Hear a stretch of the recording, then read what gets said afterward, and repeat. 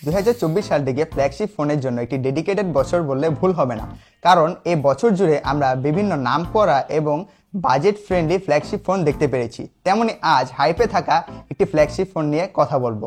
ফোনটি হচ্ছে Honor Magic 6 Pro। বেশ কিছু মাস আগে ফোনটি লঞ্চ হওয়ায় দাম এখন কিছুটা কম, তাই বর্তমান সময়ে এসে দামের সাথে ফোনটা যথেষ্ট মানানসই রয়েছে। এই সময়ে এসে ফোনটি কেনা উচিত হবে কি না সেই সম্পর্কিত তথ্য দিতে অক্টোটেক টিম প্রতিবারের মতোই আপনাদের সামনে হাজির। পুরো ভিডিও জুড়ে আমি আছি তাজিম রহমান মেজবা আপনাদের সাথে। চলুন ভিডিও শুরু করা যাক।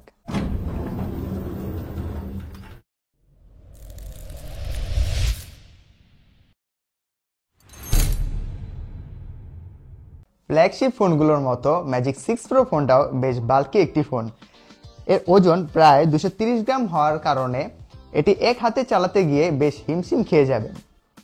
ক্যামেরা মডিউলটি বড় করতে গিয়ে ফোনের ওয়েট ব্যালেন্সের 12টা বাজিয়ে দিয়েছে, কারণ ফোনটি যখন এক হাতে ব্যবহার করা হয় তখন এক পাশে একটু বেশি ভারী মনে হয়। তাছাড়া ফ্ল্যাগশিপ ফোনগুলো যে ডিজাইনের দিক দিয়ে বেশি একটা নজর দেয় না, সেটা ম্যাজিক 6 প্রোতে ভালো মতো লক্ষ্য করা গিয়েছে। আমাদের হাতে যে ফোনটি দেখতে পাচ্ছেন সেটির ব্যাকসাইডে ব্যবহার করা হয়েছে লেদার। এছাড়া ফোনটির আরও যেসব কালার রয়েছে সেখানে ব্যবহার করা হয়েছে গ্লাস। ফোনটি গ্লাস বিল্ড হওয়া সত্ত্বেও বেশ নজর কাড়া একটি লুকস দিতে পারেনি। যেহেতু ফোনের ব্যাকসাইড গ্লাস বিল্ড, সেহেতু ফোনটি অনেক স্লিপারি এবং হাত থেকে পড়ে যাওয়ার সম্ভাবনা রয়েছে। তাই ব্যবহারের সময় আপনারা একটা ব্যাক কভার ইউজ করতে পারেন।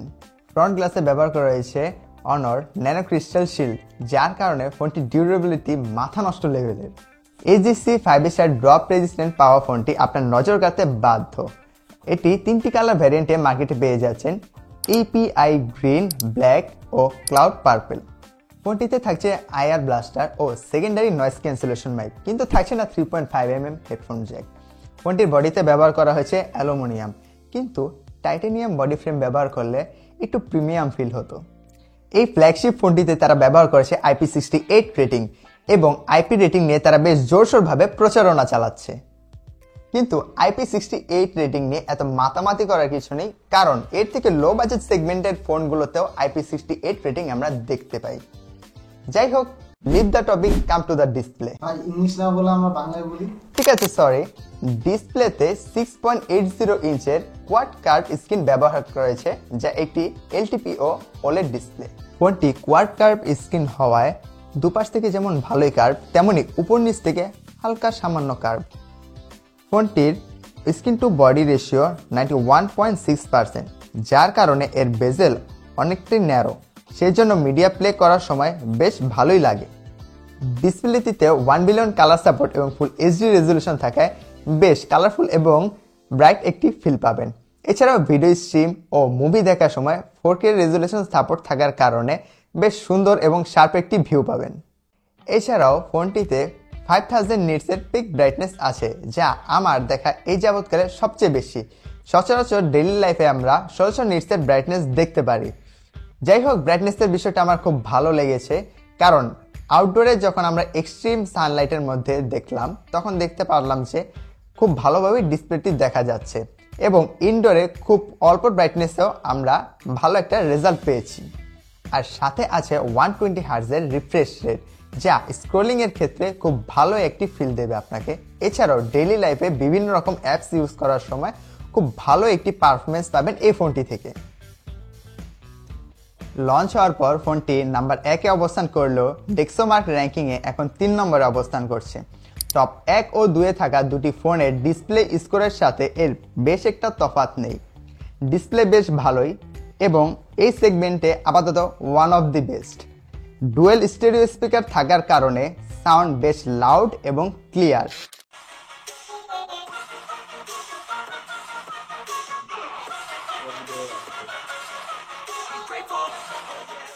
বেস কোয়ালিটি খুব ভালো। এছাড়াও ফোনের সাউন্ড কোয়ালিটির দিক দিয়ে আমরা খেয়াল করলে মুভি ও গেমিং এর সময় আমাদের কাছে বেশ ভালোই বলে মনে হয়েছে। ফোনটাতে hardware base face unlock system রয়েছে, যার জন্য এটি বেশ ফাস্ট কাজ করে, আর সাথে রয়েছে ইন ডিসপ্লে ফিঙ্গারপ্রিন্ট স্ক্যানার। এটা হালকা একটু নিচে লাগতে পারে, বাট ফিঙ্গারপ্রিন্ট যথেষ্ট ফাস্ট আর অ্যাকুরেট কাজ করে। ফোনটা রান করছে magic OS and based on Android 14। অনর বলছে তারা 4 বছরের জন্য মেজর আপডেট দিবে, তাই আশা করা যায় ফোনটি অ্যান্ড্রয়েড 18 পর্যন্ত আপডেট পাওয়া যাবে। চিপসেট হিসেবে থাকছে Snapdragon 8 Gen 3, LPDDR5X, 12GB RAM এবং 512GB UFS 4.0 স্টোরেজ। এটা একদম ফ্ল্যাগশিপ লেভেলেরই একটা পারফরমেন্স শো করবে অনায়াসে। এর Antutu বেঞ্চমার্ক দেখতেই পেরেছেন, 15 লাখ এরও বেশি, অলমোস্ট 16 লাখ স্কোর বিবেচনায় রেডমি K70 বা IQ Neo 9 Pro এরকম বাঘা বাঘা সব ডিভাইসকে পিছনে ফেলে দিয়েছিল। আর গিগ বেঞ্চমার্কে সিঙ্গেল করে 2107 ও মাল্টি কোরে 5435 এর মতো স্কোর তুলতে পেরেছে। তাই ফোনটি স্যামসাং গ্যালাক্সি S23 এর সব সিরিজকে অনায়াসে বিট করতে পেরেছে। এছাড়াও ফোনটিতে গেমিং পারফরমেন্স দেখতে পাবজি এর পাশাপাশি ফ্রি ফায়ার খেলে দেখা হয়েছে। পাবজিতে 120 FPS এ রান করে দেখেছি। এছাড়াও স্মুথে 90 FPS এ খেলার সময় একটা গেমিং ব্যাকআপ পাওয়া যাবে ভালো অনায়াসেই। বেশ ল্যাগ ফ্রি এক্সপিরিয়েন্স পাওয়া যাবে সব গেম খেলার সময়। বেশি একটা ফ্রেম ড্রপ ইস্যু পাওয়া যায়নি। আর পাবজি খেলার সময় বেশি একটা ওয়ার্ম হতেও দেখা যায়নি। ফ্রি ফায়ার একদম ফুল গ্রাফিক্স, হাই গ্রাফিক্স এবং আলট্রা গ্রাফিক্সেও খেলা যাবে। এক্ষেত্রে সেম স্মুথ একটা পারফরমেন্স পেয়েছি। দীর্ঘক্ষণ গেম প্লে করলেও তেমন একটা হিট ইস্যু পাইনি। সো ফোনটা গেম প্লে এর সময় আপনাকে যথেষ্ট স্যাটিসফাইড করতে পারবে বলে আশা করছি। এর ক্যামেরা সেকশনে আসা যাক। রেয়ারে রয়েছে টোটাল 3টি ক্যামেরা। এর টেলিফোটো জুম লেন্স বেশ বড়সড়, দেখলেই মনে হচ্ছে কোনো ডিএসএলআর ক্যামেরাকে জোর জবস্তি করে এর ভেতরে আটক করে রাখা হয়েছে।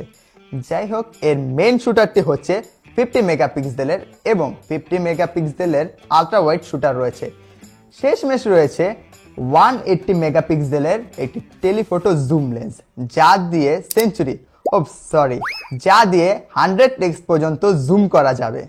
100x জুম ঠিক কতটা কার্যকর তা দেখার জন্য আমরা শীতের রাতে চাঁদের ছবি নিয়েছিলাম। এটি আপনার আমার পার্সোনাল চাঁদ না। যাই হোক, এখানেও ঠিক স্যামসাং S23 এবং S24 এর মতন এআই দিয়ে বানানো চাঁদের ছবি শো করছে। আমরা ক্লিয়ার একটি ধারণা পাওয়ার জন্য দিনের বেলা 100x জুম দিয়ে ডেলাইটে ছবি নিয়েছিলাম। সেক্ষেত্রে বেশ ভালো ডিটেলসের একটা ভিডিও বা ছবি পাচ্ছিলাম। টেলিফোটো লেন্সে ISOCELL HP3 এর একটা লেন্স ইউজ করায় শার্পনেস বা ডিটেলস বেশ ভালোই আসছিল। 50 মেগাপিক্সেলের মেইন শুটার দিয়ে তোলা কিছু ছবি দেখতে পাচ্ছেন এখন। যেহেতু লাখ টাকার ফোন, তাই এটার ক্যামেরা নিয়ে সবারই একটু বেশি এক্সপেকটেশন থাকার কথা। সো সেই অনুযায়ী ম্যাজিক 6 Pro যে ক্যামেরা সেকশনে আসলেই ম্যাজিক দেখিয়েছে সেটা কিন্তু বলতেই হবে। যথেষ্ট স্যাচুরেটেড, কালারফুল এবং শার্প ডিটেলসের ছবি পাওয়া যাচ্ছিল। একদম রেডিমেড প্রোডাক্ট, জাস্ট ছবি তুলবেন আর আপলোড করবেন। আলাদা করে এডিট করার কোনো দরকার হবে না, এমন সুন্দর সুন্দর ছবি আসছিল। মেইন শুটারে ওমনিভাস OV58 এর একটি বেশ বড়সড় লেন্স দেওয়া হয়েছে। f1.4 থেকে 2.0 অ্যাপারচার পর্যন্ত ধারণ করতে পারে। 23mm এর এই লেন্সটি দিয়ে তাই বেশ ভালো ডিটেলসের অসাম সব ছবি নিতে পারবেন। এরপর যদি পোর্ট্রেট ছবির কথা বলি, তাহলে সেখানেও চমক রয়েছে। এর অপশনে গিয়ে পরে অথেন্টিক, ভাইব্রেন্ট আর ন্যাচারাল মোড দেখতে পারবেন। ভাইব্রেন্ট মোড দিয়ে তোলা ছবিগুলো আমার পার্সোনালি একটু বেশি ভালো লেগেছে। আর ফিল্টারগুলোর পাশাপাশি ন্যাচারাল মোড থাকায় অ্যাকচুয়ালি কেমন ছবি আসে সেটারও একটা ধারণা পাওয়া যায়। টেলিফোটো লেন্স থাকায় পোর্ট্রেট ছবিগুলো ডিটেলস বা ব্লারনেস খুব ভালো আসছিল। এমনিতে অটো ব্লার নিয়ে বা ফোকাসজনিত কোনো পেইন মনে হয়নি। তাও ম্যানুয়ালি চাইলে ব্লারনেস কম বেশি করে মন মতো ছবি নিতে পারবেন। মোট কথা, এই ক্যামেরা সেকশনের মেইন আকর্ষণ 50 মেগাপিক্সেলের মেইন শুটার নিয়ে আমি যথেষ্ট স্যাটিসফাইড। বাট এর আলট্রা ওয়াইড দিয়ে তোলা ছবিগুলো তেমন একটি ম্যাজিক পারফরমেন্স আসেনি। মানে এর ডাইনামিক রেঞ্জ বেশ ভালোই ছিল, তাও একটা এভারেজ বা মিডিয়াম টাইপের পারফরমেন্স দিতে পারছিল। মেইন শুটার ট্রাই করার পর হয়তো আলট্রা ওয়াইডে সুইচ করে একটু এক্সপেকটেশন অনুযায়ী ঘাটতি লাগতে পারে। তাও একে একেবারেই খারাপ বলবো না। 50 মেগাপিক্সেলের একটি 30mm এর লেন্স থেকে যেমনটা আশা করা যায় ঠিক তেমনটাই ছবি পাওয়া যাচ্ছিল। এরপর নাইট মোডেও আমরা বেশ কিছু ছবি নিয়েছি। 50 মেগাপিক্সেলের লেন্সটা এখানেও চমক দেখিয়েছে। খুব লো লাইটেও এটা থেকে অনেক ভালো ডিটেলসের ছবি পাওয়া গেছে। এ ধরনের পারফরমেন্স সত্যি বলতে নাইট মোড থেকে আমরা আশা করিনি। এর জন্য অনরকে কিন্তু একটা থ্যাঙ্কস দেওয়াই যেতে পারে। এরপর ফ্রন্টেও রয়েছে 50 মেগাপিক্সেলের একটি সেলফি ক্যামেরা। ডেক্সোমার্কে বর্তমানে সেলফির দিক দিয়ে ফোনটা নাম্বার 2-এ অবস্থান করছে। স্কোর আইফোন 16 প্রো বা ম্যাক্সের সাথে টক্কর দেওয়ার মতো হলেও বাস্তবে সেটা বেশি একটা দেখা যায়নি। সেই আগের মতো হোয়াইট টোন করে দেওয়ার একটি ছাপ দেখতে পাওয়া যায়। অনরের নিজস্ব যে টোনটা সাধারণত দেখা যায় ওই রকমই প্রায়, অত একটা শার্পনেস নেই ছবিতে, হালকা পাতলা স্মুথ করে দেয়। তবে হ্যাঁ, দেখতে খারাপ লাগে না, ফর্সা করে দেয় ছবি, but all over it's okay, চলার মতো সেলফি আসে আর কি। রেয়ার ক্যামেরা দিয়ে 4K তে 60 FPS এ ভিডিও করা যাবে। ভিডিও কোয়ালিটি ঠিকঠাক বাট একটু বেশি কালারফুল, এমনিতেই বেশ স্মুথ আর ডিটেলস আছে ভিডিওতে। আর ফ্রন্ট ক্যামেরা দিয়ে ভিডিও নেওয়া যাবে 4K 30 FPS এ। অফিসিয়ালি ফ্ল্যাগশিপ ফোন হিসাবে এর ক্যামেরা সেকশন যথেষ্ট ভালো। তাছাড়া বেশ কয়েক মাস আগে লঞ্চ হওয়ার কারণে এর দাম অনেকটাই কমে গিয়েছে। এখন এই ফোনটা নিতে গেলে 12x256 ভ্যারিয়েন্টের দাম পড়বে 1 লাখ টাকার একটু বেশি, অর্থাৎ 1-2 হাজার টাকা বেশি হতে পারে। অবশ্যই গ্লোবাল ভ্যারিয়েন্টই অ্যাভেলেবল, তাই দামের রেঞ্জ অনুযায়ী খুব যথোপযুক্ত মনে হয়েছে। অনর ম্যাজিক 6 প্রোতে রয়েছে 5600 মিলিঅ্যাম্পিয়ারের একটি ব্যাটারি। তবে এটি রেগুলার লিথিয়াম আয়ন ব্যাটারির মতন ব্যাটারি নয়, এটি হচ্ছে সিলিকন কার্বন ব্যাটারি, যা রেগুলার লিথিয়াম আয়ন ব্যাটারির চেয়ে একটু বেশি চার্জ সংরক্ষণ করতে পারে। তাই এর থেকে বেশ ভালো একটা চার্জ ব্যাকআপ পাওয়া যাবে। র্যাঙ্কিং বিবেচনা করলে স্টিল টপ 3-তে অবস্থান করছে এই ফোনটি চার্জ করার জন্য বক্সে থাকছে 100 ওয়াটের ফাস্ট চার্জার, কিন্তু ফোনটি 80 ওয়াট পর্যন্ত সাপোর্টেড। এছাড়াও রয়েছে ওয়্যারলেস চার্জিং সিস্টেম, যা 66 ওয়াট পর্যন্ত। ফোনটি চার্জ করতে 1 ঘন্টার মতন সময় লাগে। এছাড়া স্পেশাল ফিচারের কথা যদি বলি, তাহলে এই যে এমনি হাত দিয়ে গ্যালারিতে গিয়ে কারিশমা করতে হবে, সেটিংয়ে গিয়ে জেস্টার নিয়ে টুকটাক ঘাটাঘাটি করলে এগুলো পেয়ে যাবেন। আর থাকছে ম্যাজিক পোর্টাল আর magic capsule feature. Music play করলে বা কল আসলে এর ম্যাজিক দেখা যায়। এতক্ষণ আমরা দেখলাম অনর ম্যাজিক 6 প্রো এর ম্যাজিক, কিন্তু এখন ফোনের কিছু খুঁত সম্পর্কে না বললেই চলে না, কারণ ফোনটি এই বাজেটের মধ্যে একটু বেশি সিম্পল ডিজাইন করে ফেলেছে, যা একটু গর্জিয়াস করলে কোম্পানি পারতো। আর তাছাড়া এর ক্যামেরাটা বডি ফ্রেম থেকে একটু বেশ বাইরে, যার কারণে স্ক্র্যাচ পড়ার খুব বেশি সম্ভাবনা রয়েছে, এবং এর ওয়েট ব্যালেন্সটাও একটু বেশি, যা এক হাতে চালাতে খুব টাফ হয়ে যায়। সো ভিডিওটি যারা শেষ পর্যন্ত দেখলেন তাদের এই ফোনটি সম্পর্কে ভালো একটি ধারণা হয়ে গিয়েছে। ফ্ল্যাগশিপ ফোনের যে সকল বৈশিষ্ট্য থাকা দরকার তা মোটামুটি সবই এই ফোনে ছিল। আপনাদের বাজেট যদি এর আশেপাশে হয়ে থাকে তাহলে এই ফোনটি নিয়ে নিতে পারেন, কারণ এই বাজেটের যে সকল ফোন রয়েছে সেগুলোর সাথে এটা ভালোই টক্কর দিতে পারে।